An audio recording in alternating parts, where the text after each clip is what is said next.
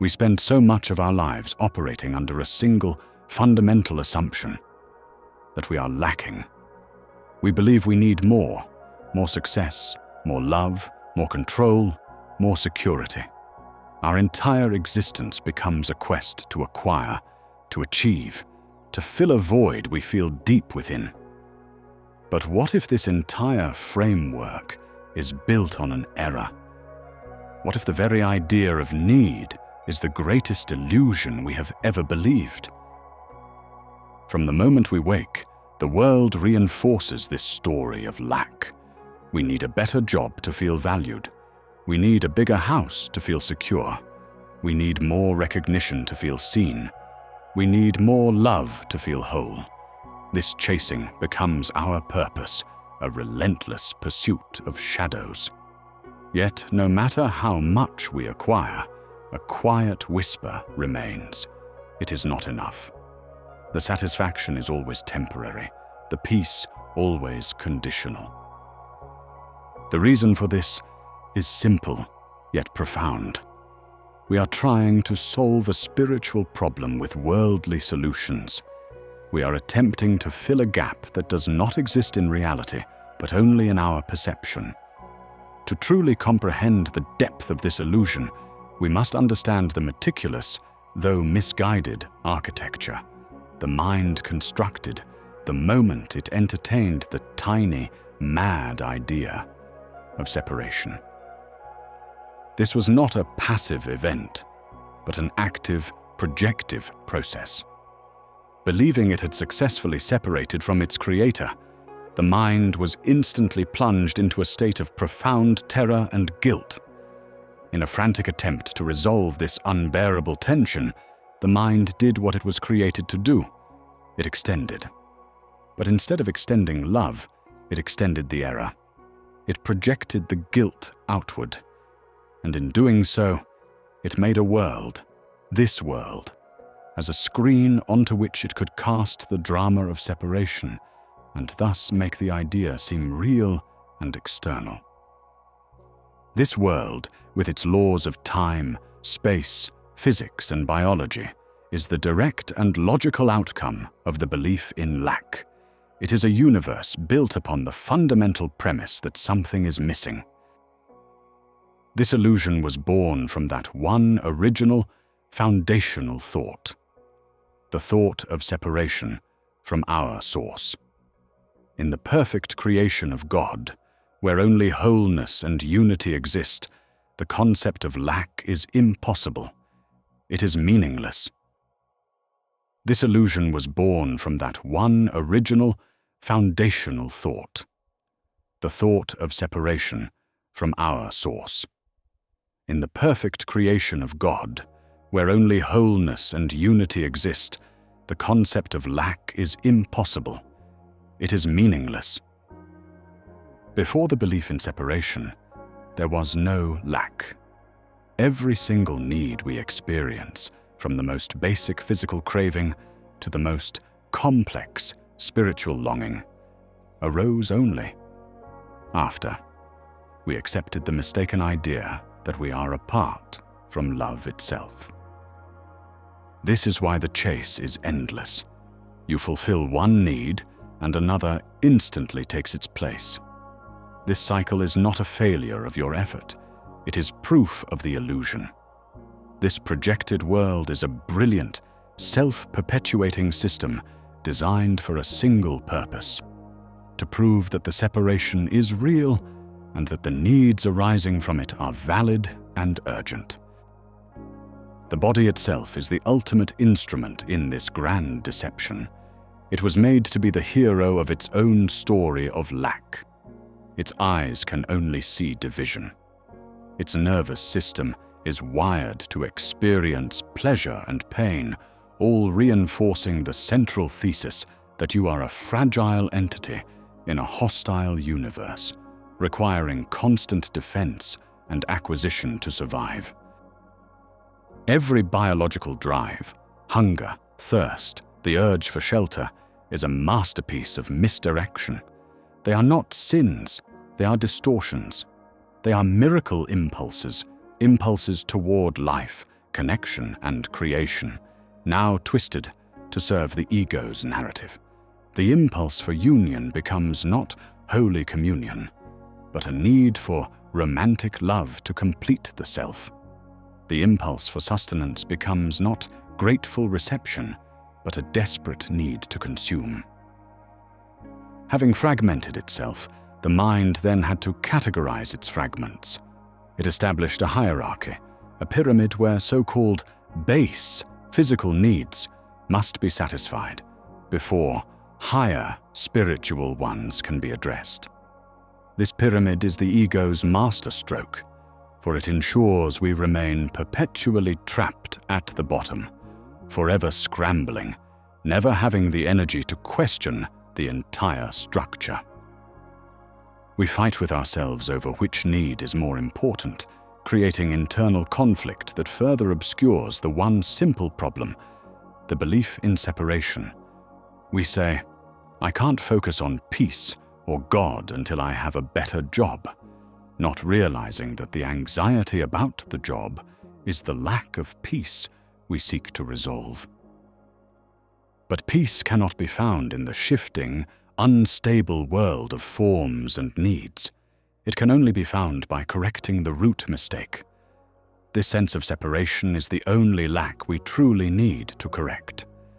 Every other perceived need is merely a symptom built on top of that one fundamental error. And here is the most beautiful part of our journey. Once you begin to sincerely question that core error, the endless, exhausting list of needs begins to fall away. You realize you do not actually need more things to be whole. You simply need to remove the blocks to the awareness of what is already and eternally within you. This process of correction leads to integration. Think of it this way. When we believed we were separate, we fragmented ourselves.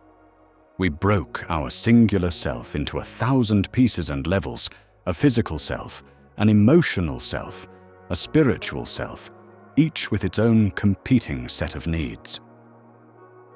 But as we forgive, as we release the story of separation, we begin to integrate. We become one again.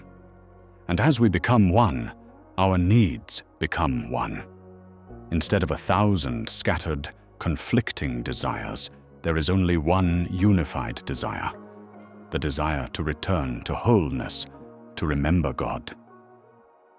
This is why the corrective process must often begin vertically from the bottom up. Since we believe we are bodies, we must meet the fear where it seems to be most concrete. When the body screams in hunger, it feels utterly real. The miracle-minded approach is not to ignore it, but to use that sensation as the perfect classroom. This is why the corrective process must often begin vertically from the bottom up. Since we believe we are bodies, we must meet the fear where it seems to be most concrete. When the body screams in hunger, it feels utterly real. The miracle-minded approach is not to ignore it, but to use that sensation as the perfect classroom. This is how a simple act like eating becomes a sacred ritual of forgiveness. You are not just feeding a body, you are transforming its purpose from a figure in the dream of lack to a vehicle for awakening from it. Every need, every fear, becomes another rung on this vertical ladder. As you correct each one, by recognizing it as a disguised call for love, you withdraw the belief that gave the hierarchy its reality, and the entire structure begins to collapse inward toward its singular source. This unification is the birthplace of true peace. Unified needs lead to unified action. There is no longer a civil war raging within you. Imagine the serene, powerful flow of a river, moving steadily in one direction, compared to the chaotic, exhausting splashing of water droplets fighting against each other. This is why forgiveness is the very doorway to real freedom.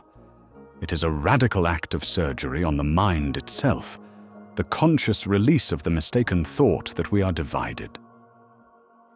Now, how do we actually do this?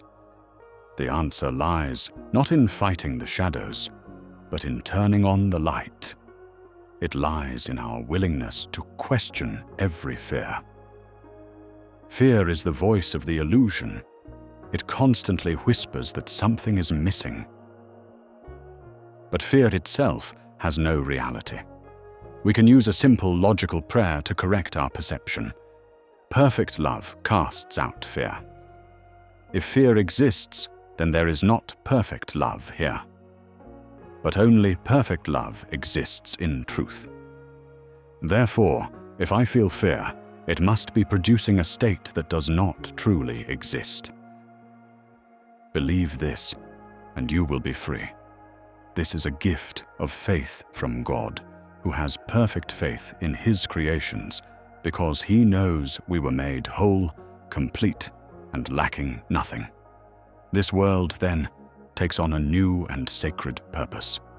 Its real function is not to satisfy our needs, but to provide us with a classroom, a perfect mirror to show us where we still believe in lack, so we can choose again. Every time you notice a need arise, see it as a divine opportunity. It is a chance to question the story. We cannot control fear directly because we made it and we believe in it. But we can choose to hand it over to a higher power within our minds to be corrected for us. It is like trudging up a steep mountain with a heavy backpack. Then you realize there is a guide walking beside you who says, "You do not have to carry that. Let me take it. Your only job is to willingly hand it over." What does it mean to live from a place where the illusion of needs has been seen through? It is not a life of passive inaction. It is to engage with the world with an intensity and clarity that is currently unimaginable, because you are no longer using it for the purpose for which it was made. You are using it for the purpose of truth. When the mind withdraws its belief in the hierarchy, it reorganizes itself around a new center of gravity, the altar of truth within. Your actions in the world become purposeful, direct, and devoid of conflict because they now flow from a mind that is no longer at war with itself. There is no longer a debate between what I want to do and what I should do, because the will of the individual self has been surrendered to the will of the shared self. This is not a loss. It is the ultimate gain. The real joy of life comes not from chasing illusions, but from creating with love. Every time we use our body, our mind, or our actions to extend love, to comfort, to heal, to forgive, we are aligning with our true nature. We are performing miracles. And in those moments, we feel a pleasure that is real. It does not fade. The real joy of life comes not from chasing illusions, but from creating with love. Every time we use our body, our mind, or our actions to extend love, to comfort, to heal, to forgive, we are aligning with our true nature. We are performing miracles. And in those moments, we feel a pleasure that is real. It does not fade. This is the end of need. This is the end of lack. So here is the invitation. Stop believing the story of lack. Stop reinforcing the lie of separation. Instead, turn inward. Be still. Question every fear. In every moment of anxiety, see it as a cloud passing before the sun, and choose to look past it to the light that is eternal. You are whole. You are complete. You are joined forever with the source of all love. The illusion of needs may seem powerful, but it is fragile. It dissolves in the instant you choose truth. Imagine a life where every action flows from a sense of overflowing abundance, where every choice is guided by a quiet, certain love. This is not a distant dream. It is your reality, waiting patiently beneath the clouds of illusion. Every time you choose to forgive, you part those clouds. Every time you respond with love, you allow more light to shine through. That light is not something external you need to find. That light is what you are. And in that remembering, you are finally, completely free. If this message resonated with you, if it offered a moment of clarity and peace, then please do share that light. Like this video if you would, share it with someone who might need to hear this today, and subscribe to the channel for more explorations on the journey home to yourself. Thank you for watching, and remember, you are whole, you are complete, and you are deeply, profoundly loved.